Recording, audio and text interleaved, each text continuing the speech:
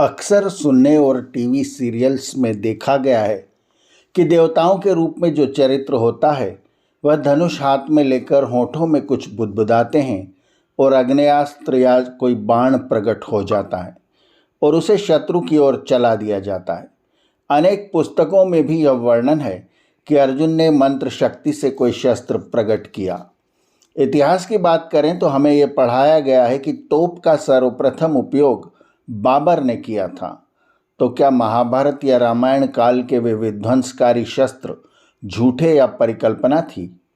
प्राचीन भारत के युद्धों में आग्नेयास्त्र आदि शस्त्रों के नाम आते हैं, क्या वे झूठे थे? इस पर सत्यार्थ प्रकाश के 11वें समुल्लास के प्रारंभ में ही विचार किया गया है। आइए पढ़ते हैं ऋषि की प्रश्नोत्तर शैली में वास्तविकता क्या थी। प्रश्न: जो आग्नेयास्त्र आदि विद्या लिखी है वे सत्य है या नहीं, और तोप तथा बंदूक तो उस समय में थी ही नहीं। उत्तर: यह बात सच्ची है, ये शस्त्र भी थे क्योंकि पदार्थ विद्या से इन सब बातों का संभव है। प्रश्न: क्या ये देवताओं के मंत्रों से सिद्ध होते थे? नहीं, ये सब बातें जिनसे अस्त्र शस्त्रों को सिद्ध करते थे वे मंत्र अर्थात विचार से सिद्ध करते और चलाते थे। और जो मंत्र अर्थात शब्दमय होता है उससे कोई द्रव्य उत्पन्न नहीं होता। और जो कोई कहे कि मंत्र से अग्नि उत्पन्न होता है तो वह मंत्र के जप करने वाले के हृदय और जिह्वा को भस्म कर देवे, मारने जाए शत्रु को और मर जाए आप। इसलिए मंत्र नाम है विचार का।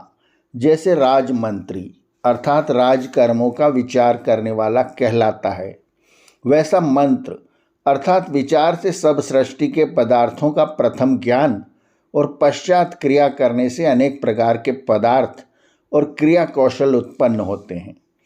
जैसे कोई एक लोहे का बाण या गोला बनाकर उसमें ऐसे पदार्थ रखे जो अग्नि के लगाने से वायु में धुआं फैलाने और सूर्य की किरण या वायु का स्पर्श होने से अग्नि जल उठे, इसी का नाम आग्नेयास्त्र है। जब दूसरा इसका निवारण करना चाहे तो उस पर वारुणास्त्र छोड़ दे, अर्थात जैसे शत्रु ने शत्रु की सेना पर आग्नेयास्त्र छोड़कर नष्ट करना चाहा, वैसे ही अपनी सेना की रक्षार्थ सेनापति वारुणास्त्र से आग्नेयास्त्र का निवारण करे। वह ऐसे द्रव्यों के योग से होता है जिसका धुआं वायु के स्पर्श होते ही बादल होकर झट वर्षने लग जाए, अग्नि को बुझा देवे।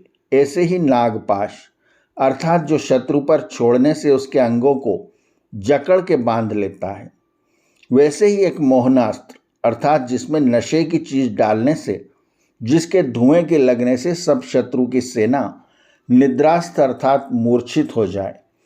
इसी प्रकार सब शस्त्रास्त्र होते थे।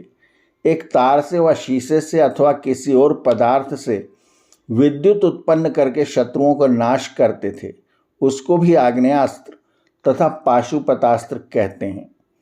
तोप और बंदूक ये नाम अन्य देश भाषा के हैं, संस्कृत और आर्यावर्ती भाषा के नहीं। किंतु जिसको विदेशी जन तोप कहते हैं, संस्कृत और भाषा में उसका नाम शतघ्नि है, और जिसको बंदूक कहते हैं उसको संस्कृत और आर्य भाषा में भुशुंडी कहते हैं। जो संस्कृत विद्या को नहीं पढ़े वे भ्रम में पढ़कर कुछ का कुछ लिखते और कुछ का कुछ बकते हैं, उसका बुद्धिमान लोग प्रमाण नहीं कर सकते। और जितनी विद्या भूगोल में फैली है वह सब आर्यावर्त देश से, मिस्र वालों, उनसे यूनानी, उनसे रूस और उनसे यूरोप देश में, उनसे अमेरिका आदि देशों में फैली है। अब तक जितना प्रचार संस्कृत विद्या का आर्यावर्त देश में है उतना किसी अन्य देश में नहीं। यह निश्चय है कि जितनी विद्या और मत भूगोल में फैले हैं वे सब आर्यावर्त देश से ही प्रचारित हुए हैं। देखो, एक गोल्डस्टर साहब पेरिस अर्थात फ्रांस देश निवासी अपनी बाइबल इन इंडिया पुस्तक में लिखते हैं कि सब विद्या और भलाइयों का भंडार आर्यावर्त देश है और सब विद्या तथा मत इसी देश से फैले हैं।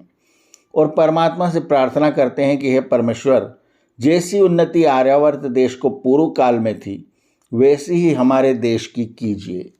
ऐसा उस ग्रंथ में लिखा है। स्पष्ट है कि आर्यावर्त में महाभारत कालीन युद्ध के बाद अनेक शस्त्रों का ज्ञान लुप्त हो गया, क्योंकि इनके जानकार जीवित नहीं बचे। इसीलिए यह कहा जाता है कि बारूद बाबर लेकर आया था। ऋषि दयानंद ने हम सबको अपने गौरवशाली अतीत के बारे में सही जानकारी दी ताकि आर्य जाति हीनता के बोध से मुक्त हो सके। ऐसे थे ऋषि दयानंद। आर्यावर्त की कहानियाँ चैनल को सब्सक्राइब करें और बेल आइकन के बटन को दबाएं ताकि हम जब नई आर्यावर्त की कहानी आपको सुनाने आएँ तो उसकी सूचना आपको तुरंत मिल जाए। धन्यवाद। नमस्ते।